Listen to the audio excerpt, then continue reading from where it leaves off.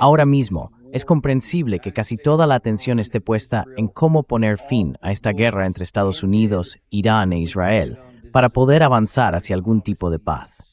Y claro, hay muchísimas cosas que nos preocupan en ese sentido y muchos obstáculos que lo dificultan. Pero queremos hacer una pausa en esa conversación, dejar de lado por un momento ese tema concreto. Queremos mirar un poco más allá, analizar los fundamentos que, irónicamente, pueden estar influyendo en cómo van a desarrollarse esas negociaciones. Y eso nos lleva al ámbito militar. Concretamente hoy queremos centrarnos en la tasa de interceptación, el sistema estadounidense PAC-3, los THAAD y todas las demás capacidades de interceptores que tenemos.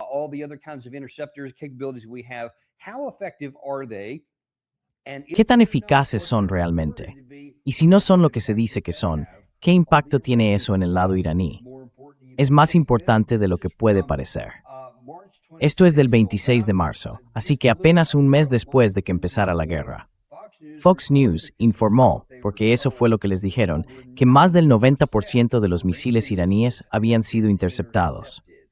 Luego hablaron de otras vulnerabilidades relacionadas con costes y otros factores. Pero el punto es, y se ha repetido hasta la saciedad, que el 90% de todo lo que Irán lanza al aire es derribado por los interceptores estadounidenses.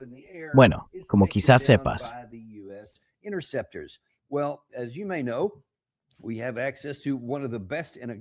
tenemos con nosotros a uno de los mejores del país para analizar este tema, el profesor Ted Postol, catedrático de Ciencia y Tecnología en el MIT. De hecho, acaba de regresar de Varsovia, en Polonia, donde el mes pasado dio una ponencia sobre defensa antimisiles en una conferencia de la coalición. Así que estamos muy contentos de tener hoy al profesor Postol con nosotros, para que nos cuente, sin rodeos, las conclusiones reales de lo que descubrió allí. Veremos si de verdad se alcanzó una tasa de interceptación del 90% y qué factores intervienen para que eso funcione. Con los misiles y con los aviones hay diferencias que quizá no conocemos. Profesor Postol, como siempre, bienvenido de nuevo al programa. Bueno, gracias por invitarme de nuevo. Aprecio que sigas contando conmigo. Antes de entrar en el contenido de tu presentación, tengo curiosidad. ¿Qué tipo de reacción hubo en Varsovia, siendo un país de la OTAN, cuando escucharon esto? Porque todo el mundo piensa, vale, los PAC-3, eso forma parte de la OTAN, interceptan y podemos derribar cualquier cosa que los rusos envíen si llegamos a enfrentarnos con ellos. ¿Cómo respondieron a lo que dijiste?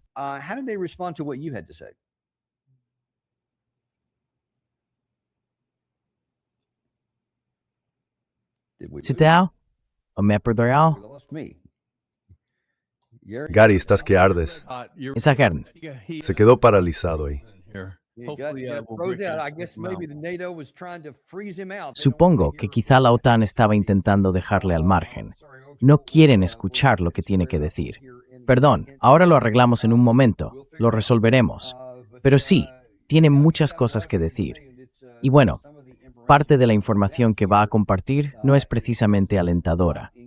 Y mira, voy a hablar del impacto que esto puede tener en el lado iraní, porque cuando ellos saben que si volvemos a la guerra y el presidente Trump está constantemente amenazando o presionando, como hizo antes en este proceso, creo que fue anoche, dice que si Irán cierra el estrecho de Hormuz, no tendrán país. Y que si no llegan a un acuerdo, cobraremos los peajes y tomaremos el control del estrecho y todo ese tipo de cosas.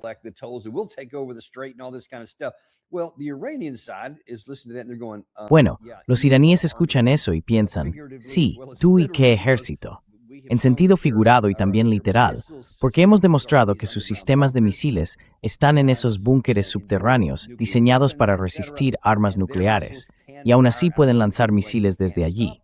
No podemos impedirlo. Pero claro, ellos también saben que si volvemos a una guerra activa y empiezan a lanzarnos misiles en respuesta, como han prometido hacer, saben que nuestra tasa de interceptación está muy lejos de lo que decía Fox News. Y eso les da mucha más confianza en el proceso de negociación, porque saben perfectamente lo que podemos y lo que no podemos hacer. Ah, he oído un pitido. Gary, ¿tenemos ya a Ted de vuelta? Sigue trabajando. Puede que tengamos que ponerle por teléfono, pero lo resolveremos. Vamos a tener que hacerlo por teléfono. Sí, de acuerdo. Estamos teniendo algunos problemas de conexión que estamos intentando solucionar, pero es un punto muy importante, porque si Estados Unidos y el presidente Trump piensan que pueden seguir amenazando y presionando, y resulta que la parte iraní dice sí, adelante, dispara, entonces eso significa que no vamos a conseguir las condiciones que queremos. Lo siento. Perfecto. Tenemos de nuevo al profesor Postol con nosotros.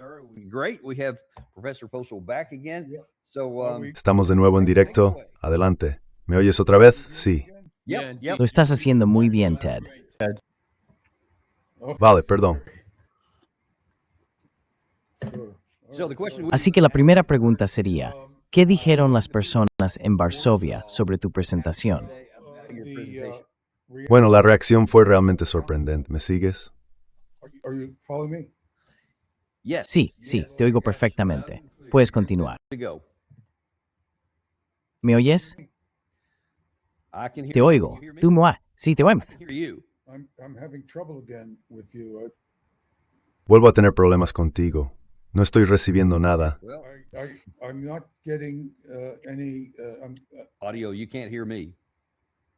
Audio. No me oyes. Nosotros sí te oímos y te vemos, pero parece que tú no me oyes. Gary, quizá puedas llamarle por teléfono y explicarle un poco lo que pasa. Sí, lo arreglaré con él. Por desgracia, voy a seguir hablando por este otro canal, intentando continuar con lo que está relacionado con lo que estamos tratando aquí. Déjame enseñarte otra cosa que también ha caído en saco roto, y es por esta razón. Perdón por los problemas técnicos, los solucionaremos enseguida. Te prometo que no querrás perderte lo que va a decir. Es muy, muy importante. Pero aquí está Lindsey Graham, que al parecer no fue a Varsovia el mes pasado y no recibió esta presentación, así que todavía tiene la fantasía de que podemos decidir las órdenes militares como queramos.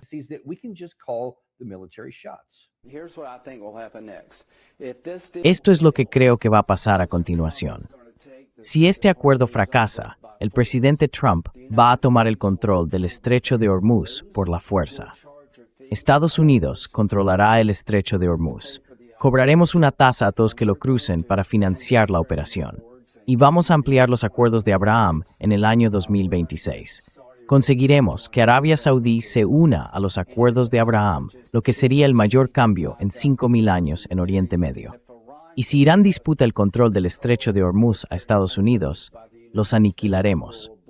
Así que, para todos los que nos escuchan, si este esfuerzo diplomático fracasa, el presidente Trump tomará el estrecho de Hormuz. Lo gestionaremos nosotros. Intentaremos que Arabia Saudí se una a los acuerdos de Abraham en el conflicto árabe-israelí en 2026. Y si Irán sigue atacando a Israel y al Líbano, la nueva política será golpear a Irán. Así que a los iraníes, si estáis escuchando, cuando uséis a Hezbollah para atacar a Israel, creo que la nueva política será atacar directamente a Irán.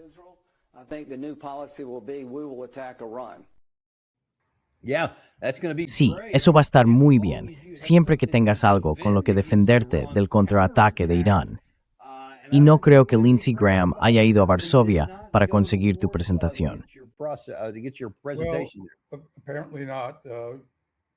Pues aparentemente no.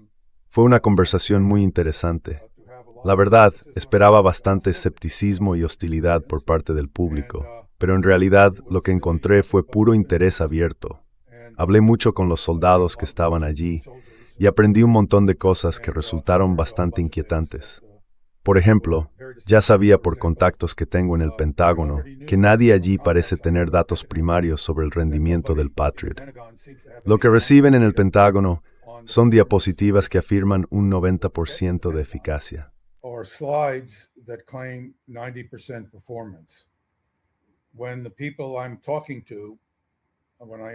Cuando hablo con la gente y les pregunto, ¿os han enseñado algún dato?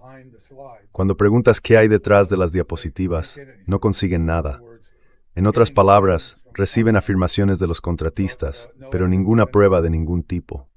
Y como voy a mostrar, la evidencia indica que el sistema no funciona al 90%, sino al 2, 3 o 4%.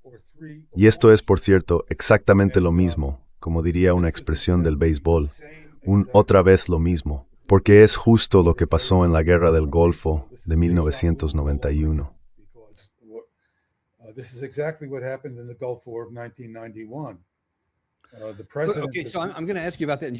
Vale, profesor, le voy a preguntar sobre eso en un momento, pero no pasemos por alto lo que acaba de decir, porque es una afirmación de enorme magnitud. Usted va a presentar pruebas de que la tasa de interceptación es inferior al 5%, y eso tiene implicaciones muy profundas.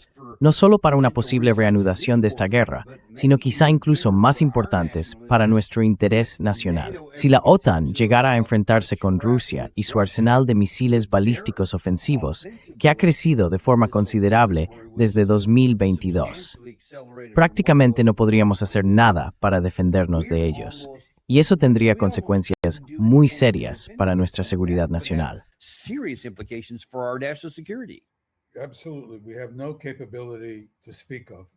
Exactamente.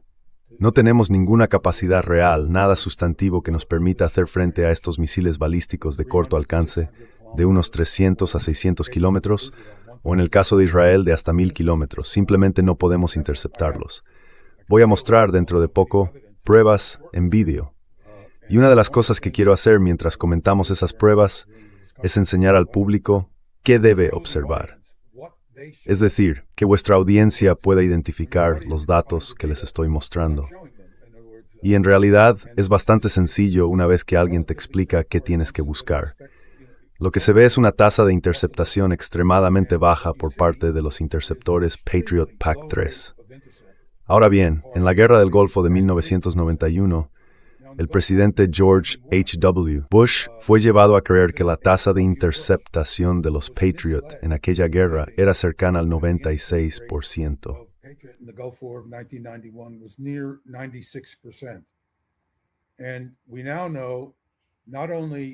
Y ahora sabemos, no solo por sus declaraciones inexactas, que no fueron mentiras, simplemente no lo sabía, le habían dado información equivocada, sino también por el secretario de Defensa, que entonces era Dick Cheney, que tampoco lo sabía. Tenemos un artículo del New York Times que describe cómo Cheney y Bush fueron informados por el entonces ministro de Defensa de Israel de que los israelíes creían que la tasa de interceptación era prácticamente cero. Hubo cierto debate en Israel sobre si se había producido una sola interceptación o no, pero yo no creo que haya ninguna prueba de que existiera. En realidad, estamos hablando de si era cero, o como mucho, un 1 o 2%, no de si era un 95 o un 96%. Así que resulta que tanto el presidente como el secretario de Defensa recibieron información errónea sobre el rendimiento del sistema Patriot, tanto por parte contratista como del cuerpo de artillería antiaérea del ejército.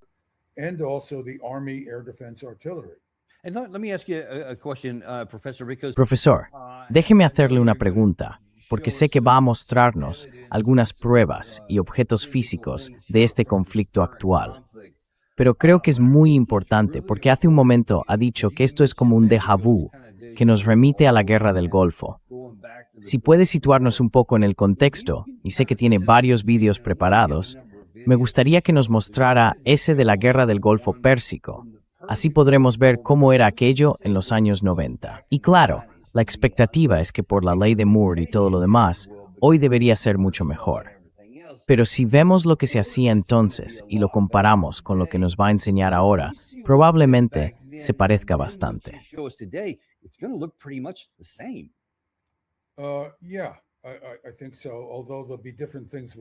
Sí, creo que sí, aunque estaremos buscando cosas distintas. Gary, ¿por qué no pones el video que se llama Spiraling Scud? Es un video muy interesante. Es un ejemplo de un intento del sistema Patriot de alcanzar un misil Scud entrante. Esto se grabó con, bueno, lo verás, ocurre muy rápido, y luego tendremos una versión a cámara lenta de todo el enfrentamiento. El Scud se aproxima, se ve como maniobra. Hay una explosión, en realidad hay dos explosiones, que explicaré en un momento, y son explosiones de los interceptores Patriot. El Patriot PAC-2, que se utilizó en la Guerra del Golfo de 1991, aquí lo vemos en cámara lenta, y veremos cómo se puede apreciar la maniobra de la cabeza de guerra del Scud, de hecho.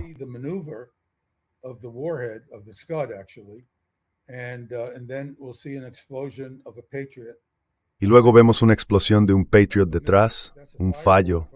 Esa bola de fuego es del Patriot que ha explotado. Se ve como el Scud maniobra otra vez. Ahora vemos cómo el Scud se desintegra. Lo explicaré en un momento. Más abajo se distingue la ojiva que sigue cayendo hacia el suelo. Aquí lo tenemos de nuevo a cámara lenta y ampliado. Y se puede ver claramente que lo que estamos viendo es la desintegración del Scud, que no tiene nada que ver con los interceptores Patriot. Después vemos cómo aparece la ojiva del Scud y también el fuselaje. Ese punto brillante es de una explosión del Patriot.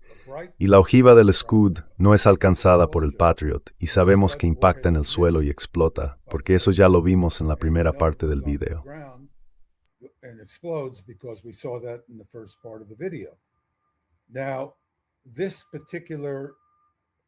Bien, este caso en concreto, aquí vamos otra vez, y vemos la ojiva cayendo al suelo.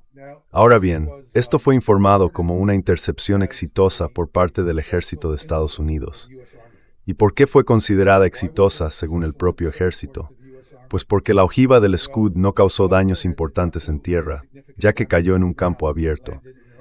Así que el ejército se atribuyó el mérito de la intercepción. Aunque las explosiones del Patriot no tuvieron absolutamente nada que ver con el lugar donde cayó la ojiva, no tuvieron ningún efecto. En realidad, se estaban atribuyendo un accidente y llamándolo una intercepción exitosa. Y eso fue lo que descubrimos cuando empezamos a revisar el análisis del propio ejército.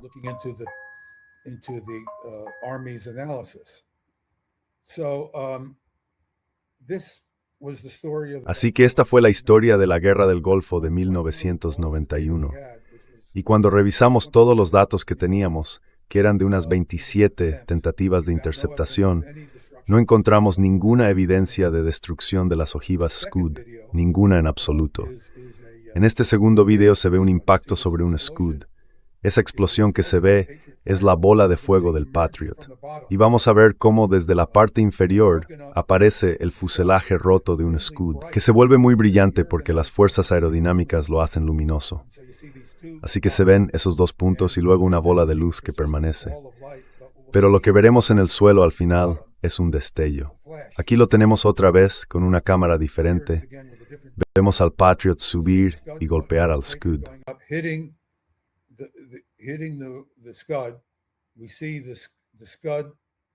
Vemos cómo aparece el fuselaje dañado del Scud y se vuelve muy brillante al desintegrarse. Pero a medida que avanza el vídeo, vamos a ver un destello en el suelo. Ahí está. En este caso la ojiva se separó. Y este es uno de los pocos ejemplos, uno o dos, de impactos sobre fuselajes de Scud durante la Guerra del Golfo de 1991. Pero ninguno de ellos provocó la destrucción de una ojiva Scud. Así que las pruebas son totalmente concluyentes. Y cuando uno las analiza y sabe lo que está buscando, se da cuenta de que no hay ninguna evidencia de destrucción de ojivas Scud en la Guerra del Golfo de 1991, aunque tanto el presidente como el secretario de Defensa fueron inducidos a creer que la tasa de interceptación en términos de ojivas Scud destruidas superaba con creces el 90%. Les dijeron que era del 96%.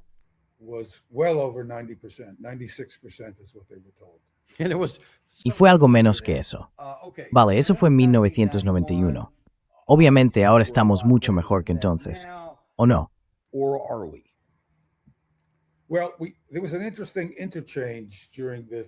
Bueno, hubo un intercambio interesante durante esta presentación sobre el sistema Patriot en Varsovia, que a tu audiencia quizá le resulte curioso. Había un representante de Raytheon que se levantó y dijo, bueno, ya sabemos esto porque, claro, la tasa de interceptación fue mucho más baja. Por supuesto, eso no lo sabían durante la Guerra del Golfo del 91. Y este representante en concreto comentó, bueno, yo estaba al mando de una unidad Patriot sobre el terreno durante la Guerra del Golfo del 91, antes de retirarme y empezar a trabajar para Raytheon. y ni siquiera teníamos un gran número de misiles PAC-2.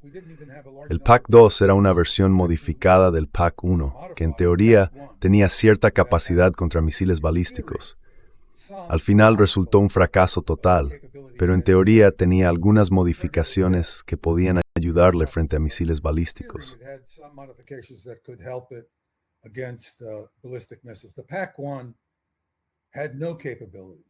El PAC-1 no tenía ninguna capacidad, entonces él le dice al público, también teníamos muchos PAC-1 que estábamos usando.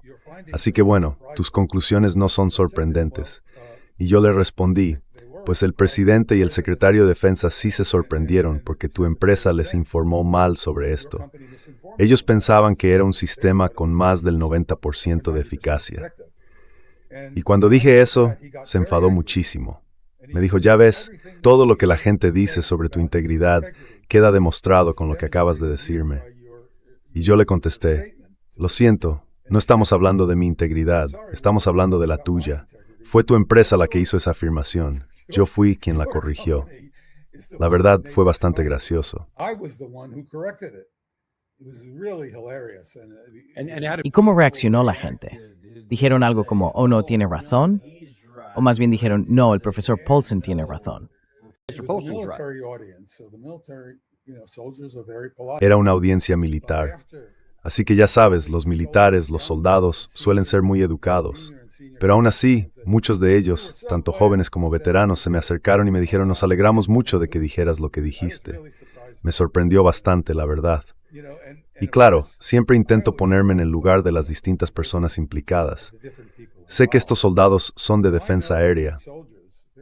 Están ahí, en sus unidades, haciendo todo lo posible por proteger las zonas asignadas, tratando de estar en tierra.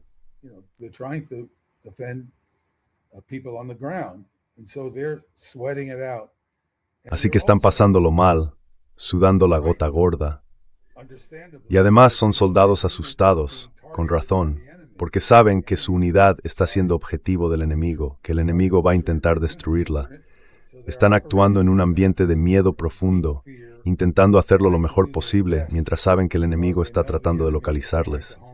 Y entonces aparece este tipo y les dice, bueno, os dimos interceptores que sabíamos que no funcionaban.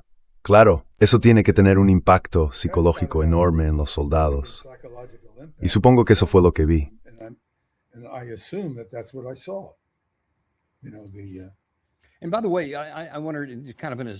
Y por cierto, me pregunto, como una especie de comentario aparte, aunque está claramente relacionado con esto.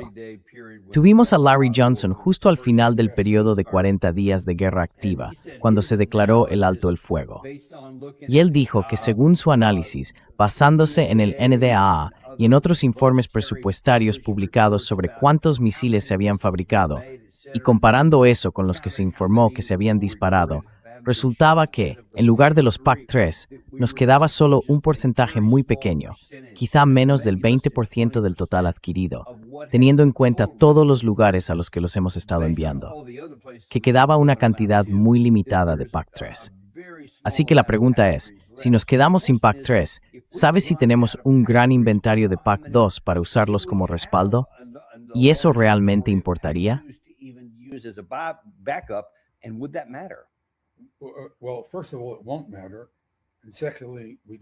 Bueno, para empezar, no va a importar. Y además, no los tenemos.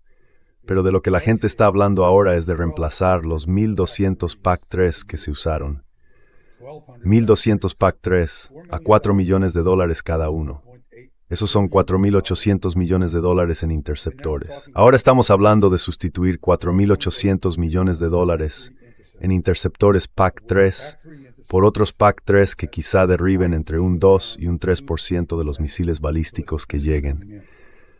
A mí eso no me parece un uso muy sensato de los fondos de defensa. Y bueno, espero que algunos miembros del Congreso se den cuenta de esto.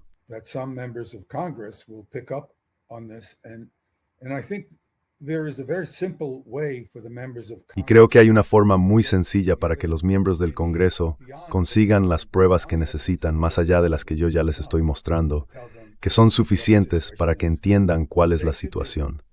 Lo que deberían hacer es ir al contratista y exigirle que les entregue las pruebas de radar de las intercepciones que dicen haber logrado, porque el PAC-3 provocaría la detonación de la ojiva del misil balístico iraní entrante.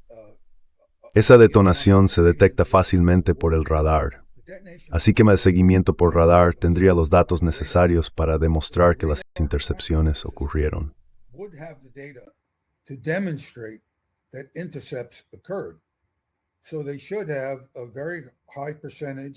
Así que deberían tener un porcentaje muy alto, alrededor del 90%, de los datos de seguimiento por radar disponibles para demostrar que las interceptaciones ocurrieron. Es increíble que nadie en el gobierno de Estados Unidos haya exigido esos datos. La gente con la que hablo en el Pentágono y en otros lugares que tienen responsabilidades en este ámbito están deseando conseguir esa información, pero no pueden. El contratista no se la entrega, y el Congreso debería decirle al contratista: no recibirás ni un céntimo más por otro interceptor hasta que nos des las pruebas de la tasa de interceptación. Cuesta creer que el gobierno de Estados Unidos esté gastando tanto dinero en sistemas de defensa antimisiles y que no se le proporcione ningún dato que demuestre que realmente funcionan.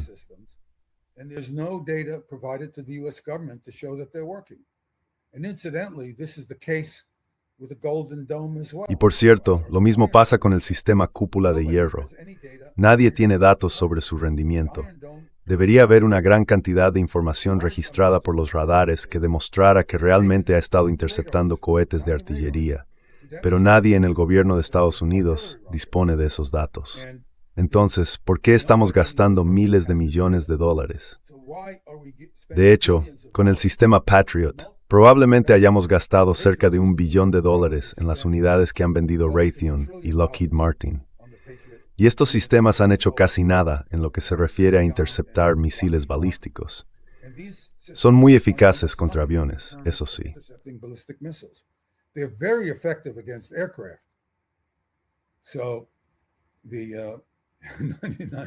No es una broma, mira, Rafael. Bueno, el presidente de Rafael debería poder facilitar los datos del radar al público estadounidense, al Departamento de Defensa.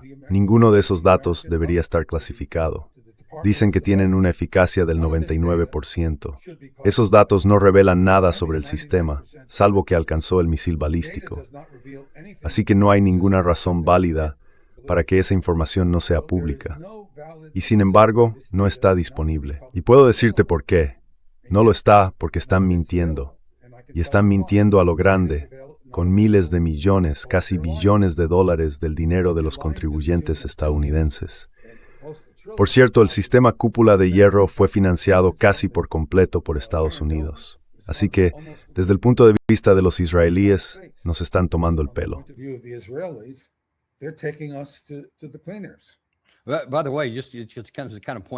Por cierto, solo para situarte, este es un titular de la guerra de 12 días del año pasado, cuando hubo bastante preocupación en el lado israelí, porque solo el 65% de los misiles lanzados por Irán fueron interceptados por el sistema cúpula de hierro, frente al 90% del día anterior. Y decían: vaya, ¿qué ha pasado aquí? Y tú estás diciendo, básicamente, que todo eso era ficción, incluso en aquel momento.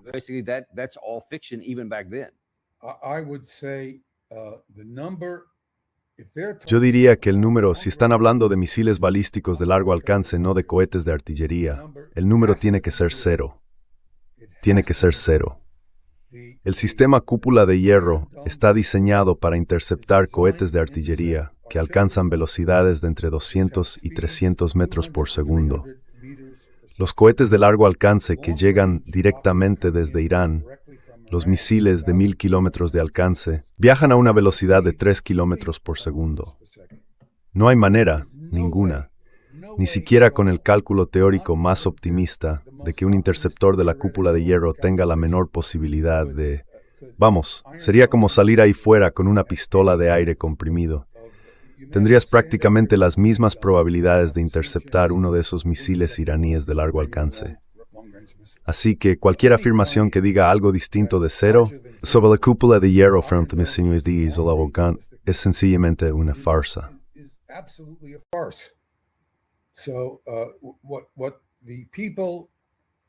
what the people lying Lo que han estado haciendo las personas que mienten al público estadounidense, y eso incluye también a los israelíes, bueno, esto se acerca más a lo que podría ser la verdad, porque los misiles de Hezbollah son cohetes de artillería de corto alcance. El sistema cúpula de hierro está diseñado para interceptar ese tipo de cohetes. Ahora bien, las pruebas indican que la tasa de interceptación contra esos cohetes de artillería también está muy por debajo del 5%. Di una charla, creo que en Deep Dive hace ya bastante tiempo. Sé que es un tema complicado de entender, así que comprendo por qué cuesta, pero podría volver a dar esa charla. Y en el caso de la cúpula de hierro frente a los cohetes de artillería, que son objetivos mucho más simples de interceptar, siempre consiguen alcanzarlos con un porcentaje alto, tal vez un 2 o 3%. of intercept rate, maybe 2 or 3%. So the intercept rate against Así que la tasa de interceptación contra los cohetes de artillería, que son mucho más simples, es muy baja, muy por debajo del 5%. Y la interceptación contra los cohetes de mayor alcance usando los interceptores Patriot PAC-3, que son mucho más caros, también es muy baja, del 2 o 3%, en todo caso por debajo del 5%. Por eso la utilidad de estos interceptores puede ser alta frente a drones. Por ejemplo, lo más sensato con un interceptor del Iron Dome es no intentar disparar a un cohete de artillería, porque estás gastando interceptores en objetivos que básicamente no alcanzas. Pero el Iron Dome sí es muy eficaz contra drones, y bueno, probablemente tenga una probabilidad de impacto cercana a 1. Es decir, probablemente tenga una probabilidad de impacto de 0,9 contra un dron, que no es un objetivo subsónico, sino supersónico, aunque vuela a unos 200 o 300 metros por segundo, que está cerca de la velocidad supersónica. 200 to 300 meters per second, which is close to supersonic. Now let me ask you a question, because Déjame hacerte una pregunta. Has dicho con mucha seguridad que no pueden haberles dado por el tema de las matemáticas o algo así. ¿Tienes algún dato que lo demuestre? ¿O simplemente es que consideras que es imposible que funcione, incluso sin datos? without data. Sí, Misiles iraníes. The Iron Dome is designed el domo de hierro está diseñado para interceptar un objetivo que se acerca a una velocidad muy alta, de unos 200 a 300 metros por segundo. Eso es un cohete de artillería. Un dron, en cambio, vuela a unos 100 metros por segundo, o bueno, mucho más despacio. Así que un dron es un objetivo extremadamente fácil de alcanzar. El problema con un cohete de artillería es distinto. Ese cohete viene hacia ti, y digamos que tengo que detectarlo con suficiente antelación para poder hacer el ajuste final y golpear la parte delantera del cohete. Si el cohete está muy lejos y viene, por ejemplo, a 200 metros por segundo y consigo verlo, necesito al menos un segundo para maniobrar porque mi tiempo de respuesta es de una décima de segundo. tenths of second of response time. The interceptor takes tenths of seconds to be able El interceptor tarda décimas de segundo en poder maniobrar. Así que, digamos que necesito un segundo para hacer el ajuste final y golpear la parte delantera. Un segundo me da unos 200 metros. Si puedo verlo a una distancia de 200 metros, entonces tengo tiempo para intentar ajustar y alcanzarlo. Ahora bien, si el objeto se acerca a 3.000 metros por segundo, un segundo antes de que lo impacte está todavía a 3.000 metros. En ese punto ni siquiera puedo verlo, así que no tengo ninguna posibilidad de interceptarlo. Es como si pudieras ver una bala que viene hacia ti desde una milla de distancia. Tendrías una fracción de segundo para moverte un poco e intentar apartarte, pero en realidad no la ves hasta que te da de lleno. move out of the way of the bullet, but you can't see it at all until it hits you. Okay, so let me ask you a separate question. Vale, déjame hacerte otra pregunta. Porque hay gente que de forma un poco general se refiere a todas las defensas aéreas israelíes como la cúpula de hierro, pero en realidad también incluyen la onda de David y creo los sistemas Flecha 2 y Flecha 3. ¿Esos están diseñados para interceptar misiles balísticos? Y si es así, ¿qué eficacia han tenido? So what effectiveness have they had? Well, David Sling and THAAD Bueno, los sistemas David Sling y THAAD están diseñados para interceptar misiles balísticos a gran altitud. Ahora, la ventaja de interceptar a mayor altitud es que allí arriba la densidad del aire no es tan alta, así que el objetivo no maniobra tanto solo por las oscilaciones en el aire.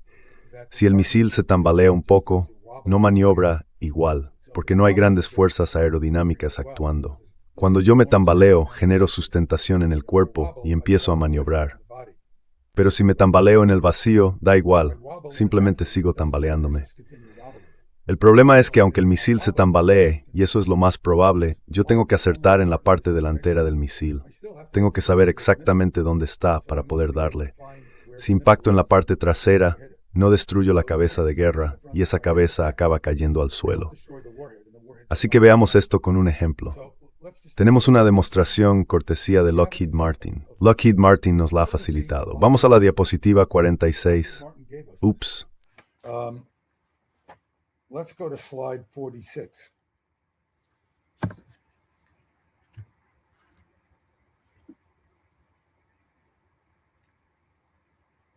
Oops. No creo que tengamos lo mismo. Mazel think towards it. I have a different rendition of the. Sí, lo necesito. Tengo una versión diferente de pasa unas cuantas diapositivas, Gary. Empieza a ir pasando las diapositivas. Ahí está.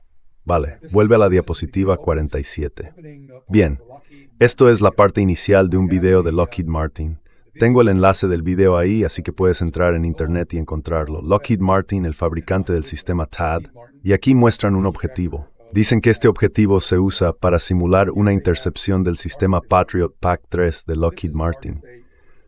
Así que es una simulación que están haciendo, y en el video muestran los resultados de esa simulación. Tienen que hacer la simulación para poder mostrarte los resultados. Así que lo que estás viendo es una simulación real del intento de intercepción.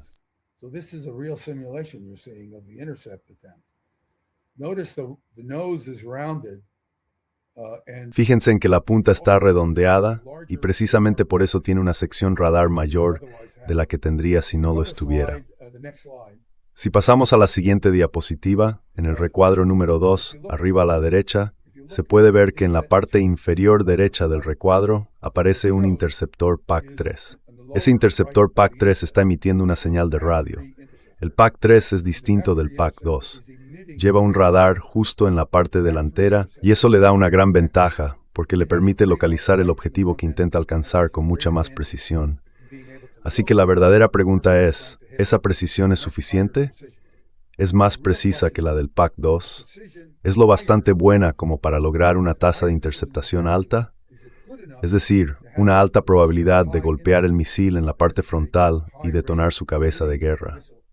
On the front end and detonating the warhead of the missile. It has to detonate the warhead of the missile, as I'll show you with the video. Tiene que detonar la cabeza nuclear del misil, como os mostraré con los vídeos. Así que pasemos a la siguiente diapositiva. Aquí podéis ver las últimas fracciones de segundo de la simulación real del impacto. Esta es la simulación que estáis viendo. Está mostrando cuál fue el resultado de su propia simulación. Pasemos a la siguiente diapositiva y observemos lo que ocurre a medida que nos acercamos más y más al objetivo. Otra vez, otra vez, otra vez. De nuevo, de nuevo. Bueno, mirad esto. No alcanzamos la cabeza nuclear, la fallamos. Su propia simulación muestra que fallaron la cabeza nuclear. Pues eso no es bueno. La cabeza nuclear seguirá hasta el suelo y explotará. Así que su propia simulación demuestra que fallaron la cabeza nuclear. Y Ted, están diciendo algo así como que, bueno, puede que no hayamos alcanzado la cabeza nuclear, pero sí el motor del cohete, así que no va a llegar al objetivo, solo va a caer en algún sitio. ¿Es eso lo que están afirmando?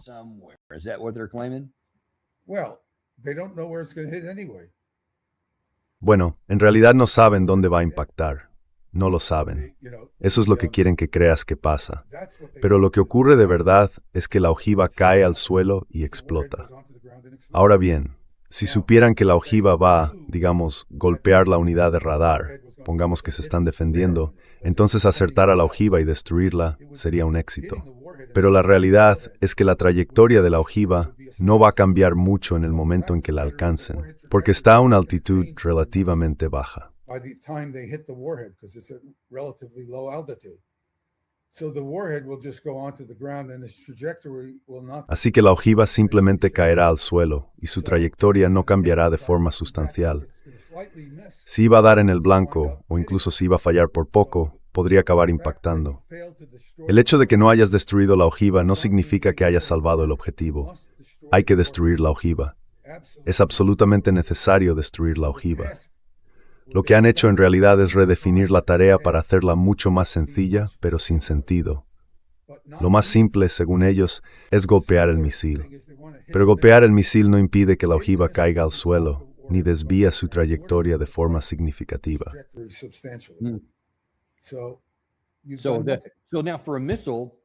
Entonces, ahora, con un misil, estás diciendo que eso no sería suficiente, incluso si impactara en el cuerpo del misil, en el fuselaje y todo eso. Pero ahora, corrígeme si me equivoco, creo que en esta presentación hablas de que si estuvieran disparando contra un avión, eso sí podría ser suficiente.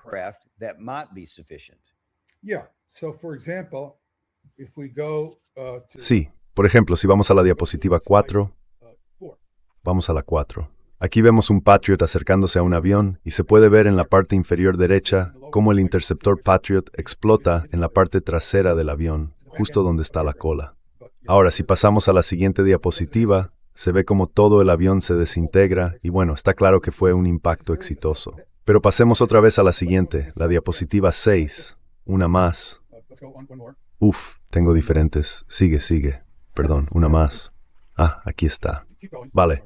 Esta diapositiva se ve un poco mal, pero si miras arriba a la izquierda se pueden ver unas flechas señalando.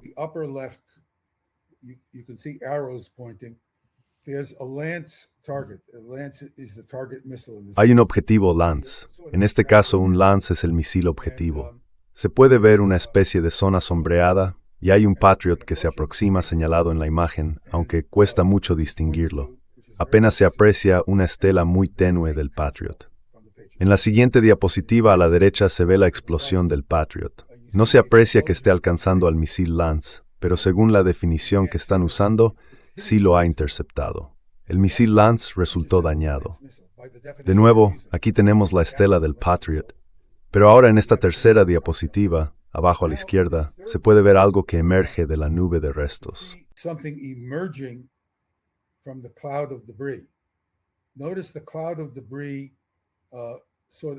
Fíjate en que la nube de fragmentos se concentra hacia adelante.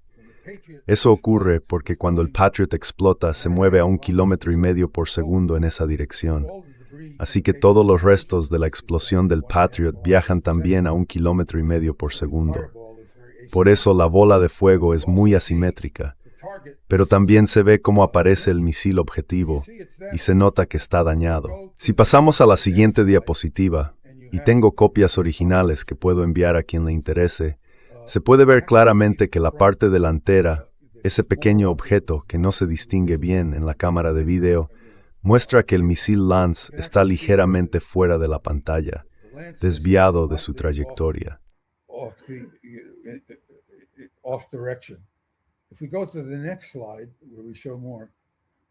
Si pasamos a la siguiente diapositiva, donde mostramos más detalles, podéis ver aquí un primer plano del Lance cayendo más tarde. Se puede ver que el misil Lance está casi perpendicular a su dirección de movimiento. Y si tuviéramos el vídeo, se vería que está girando un poco. Pues bien, este misil, si hubiera impactado en el suelo y explotado, no habría sido una intercepción exitosa en cuanto a evitar daños en el terreno bajo el punto de intento de interceptación. Fijaos en la última diapositiva de este video que fue producido por Raytheon. Dice, 10 de 10 intercepciones de misiles tácticos, incluidas 5 con impacto directo. Bueno, si tuvieron 5 impactos directos, entonces sí lograron 5 intercepciones exitosas.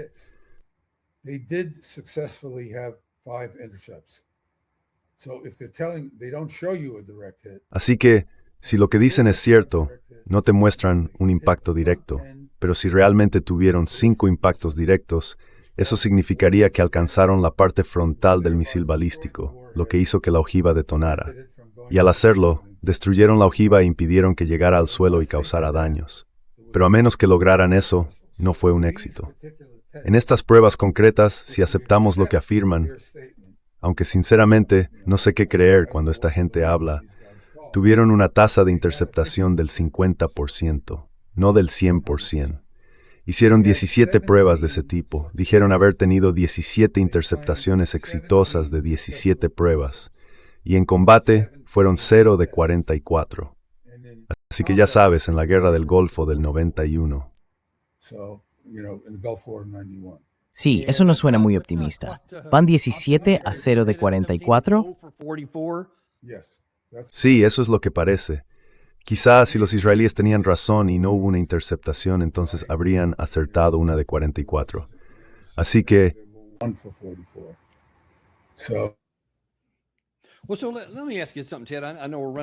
Bueno, déjame preguntarte algo, Ted. Sé que se nos está acabando el tiempo. Hemos hablado de que las consecuencias de esto serían muy profundas, no solo si la guerra vuelve a estallar en Irán, sino también si hubiera una guerra futura entre Estados Unidos y la OTAN. En ese caso, apenas podríamos interceptar nada. Y te lanzo una pregunta inesperada, porque no te había preparado para esto antes. ¿Tienes alguna información sobre el otro lado? Me refiero a ambos. ¿Irán tiene alguna capacidad para interceptar nuestros misiles? ¿Y Rusia tiene alguna capacidad para interceptar nuestros misiles?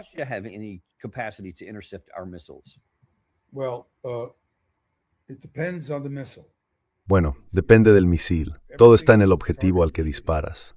Y si hablamos de drones, eso es pan comido. Pero estás gastando un interceptor que cuesta varios millones de dólares para derribar un dron que vale apenas unas decenas de miles.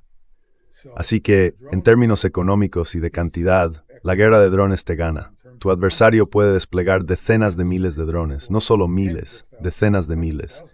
Y tú solo puedes desplegar cientos, o como mucho, unos pocos miles de interceptores. Y esos interceptores te cuestan, en el caso del Patriot PAC-3, unos $4 millones cada uno.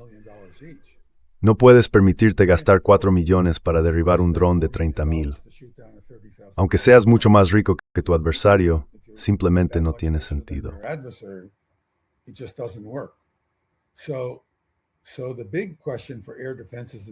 Así que la gran pregunta para las defensas aéreas del futuro es, ¿podrán resistir ataques con drones? Porque un dron lleva suficiente munición, suficiente explosivo en la cabeza de guerra, como para destruir el radar. Por eso hay que defenderse de los drones que tienen cabezas de guerra más grandes. Hay drones con cabezas más pequeñas, y esos probablemente se puedan derribar con cañones antiaéreos o con armas montadas en aviones. Así que rodeas tu sistema de defensa aérea con cañones, y ellos se encargan de abatir esos drones más pequeños y menos peligrosos. Pero los drones que llevan una cabeza de guerra de unos 100 kilos o unas 200 libras, esos no se pueden ignorar. Además, vuelan algo más rápido y pueden llegar en grandes cantidades.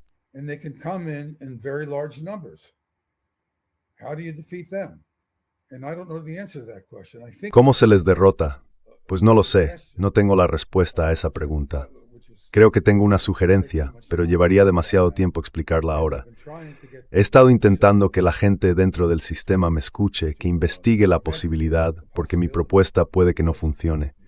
Dependerá de la tecnología, del nivel de sofisticación de la tecnología disponible. Pero en cualquier caso, creo que las defensas aéreas serán activos de dudoso valor en el futuro. Entre la amenaza de los drones, que las saturan con un gran número de atacantes baratos, y la amenaza de los misiles balísticos que no pueden interceptar, ¿qué utilidad tiene una defensa aérea?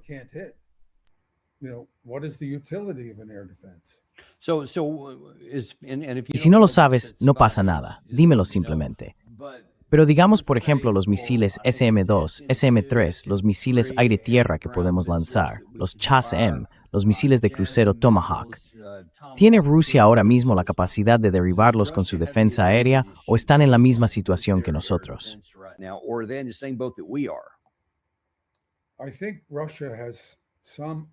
Creo que Rusia tiene cierta capacidad para derribar algunos de esos misiles.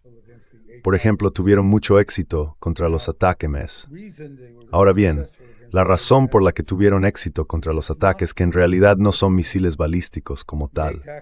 El ATACMS primero vuela siguiendo una trayectoria balística y luego vuelve a entrar en la atmósfera y se convierte en una bomba planeadora. Y bueno, planea hacia el objetivo y va reduciendo la velocidad mientras planea. Utiliza la sustentación y la resistencia del aire. Cuando empieza a acercarse al objetivo, viaja a una velocidad de aproximadamente 1 kilómetro por segundo. Y a esa velocidad, estamos hablando de un misil balístico que está dentro de la capacidad de los interceptores rusos más avanzados para detectarlo a suficiente distancia y poder ajustarse para alcanzarlo.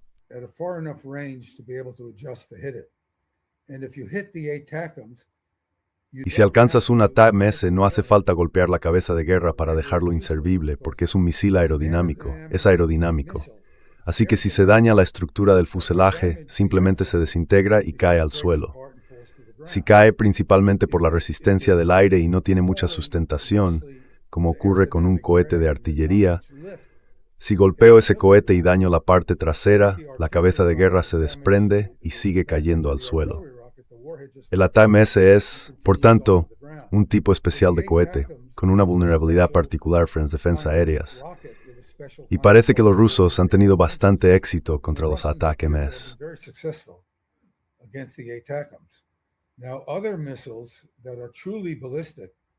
Ahora, otros misiles que son realmente balísticos y que viajan, digamos, entre 500 y 600 kilómetros, dudo mucho que las defensas aéreas rusas pudieran hacerles frente con eficacia. Simplemente no sería posible. Pero claro, no están viendo muchos misiles de ese tipo. La mayoría de los misiles a los que se enfrentan desde Ucrania son básicamente drones modificados, con mayor alcance, que vuelan a velocidad subsónica y son relativamente fáciles de derribar. Así que ahí el problema es el coste de los interceptores.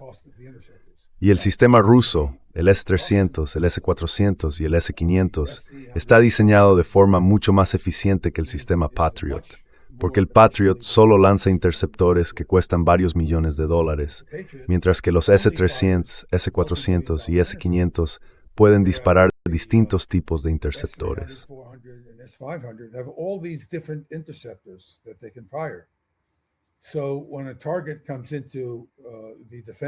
Así que cuando un objetivo entra en el rango de defensa de uno de los sistemas antiaéreos rusos, dicen, eso es un dron.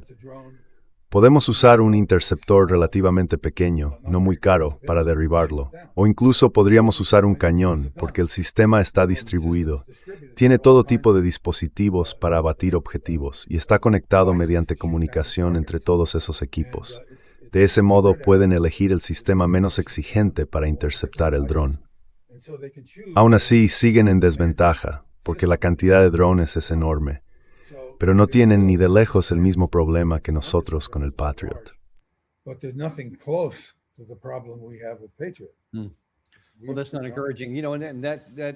Bueno, eso no es muy alentador. Y claro, eso también tiene consecuencias reales de cara al futuro. Porque se oye mucho eso de, oye, solo tenemos que volver a la base industrial de defensa y triplicar o cuadruplicar el número de interceptores para poder detener esas amenazas. Pero los números no van a cuadrar así.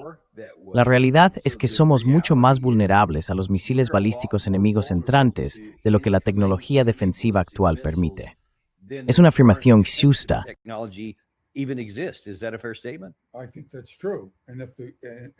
Creo que eso es cierto. Y si los misiles balísticos tienen un alcance de entre 600 y 1000 kilómetros, entran en la atmósfera a una velocidad tal que un interceptor de defensa aérea, incluso modificado para poder interceptar un misil balístico, simplemente no es capaz de maniobrarlo bastante rápido ni de detectar el misil entrante con suficiente antelación y resolución como para alcanzarlo en la parte frontal con una alta probabilidad. En resumen, la probabilidad de éxito apenas supera el 2 o el 3%.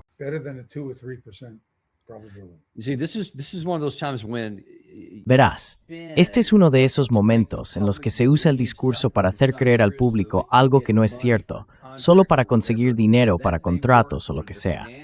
Eso puede servir para el tema financiero, pero está teniendo un efecto perverso en la mente de los líderes si ellos mismos se creen esas cosas.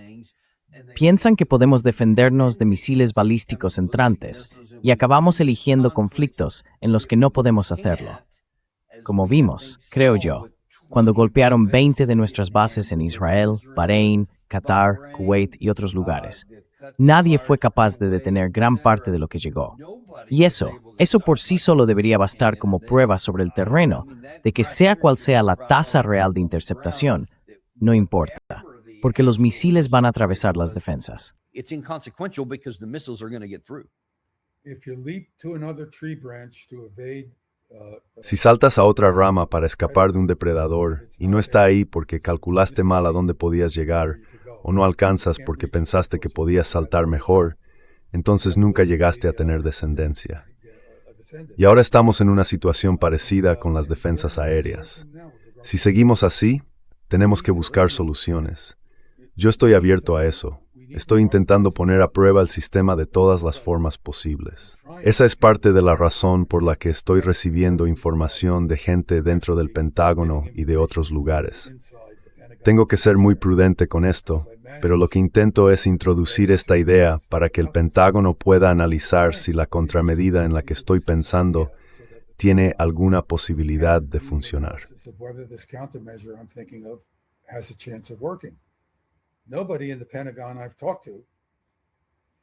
Nadie en el Pentágono con quien he hablado, y he hablado con mucha gente allí, ha pensado en esta idea. Ni siquiera son conscientes del problema, y el contratista se lo está ocultando. Y el Congreso es cómplice de todo esto, porque el Congreso tiene que aprobar una ley que obligue al contratista a entregar al ejército los datos del radar que demuestran su tasa de éxito. Esos datos existen. Si lo que dicen es cierto, existen. Solo se trata de que nos den la información que ya tienen. Yo no creo que tengan esos datos.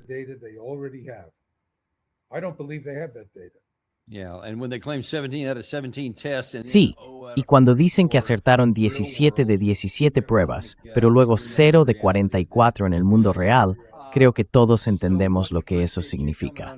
En fin, muchísimas gracias por acompañarnos hoy, profesor. Ha sido muy esclarecedor, aunque también un poco inquietante, pero es información que la gente necesita, para que no nos engañemos pensando que somos mucho más fuertes de lo que realmente somos, y luego lo descubramos cuando nos caigan encima un montón de misiles que podríamos haber evitado. Así que de verdad, muchas gracias por eso. Lo apreciamos muchísimo. De nada, y nosotros también os lo agradecemos. Aún nos quedan un par de programas más hoy. Patrick Henningsen estará con nosotros a las 2 de la tarde, dentro de menos de una hora.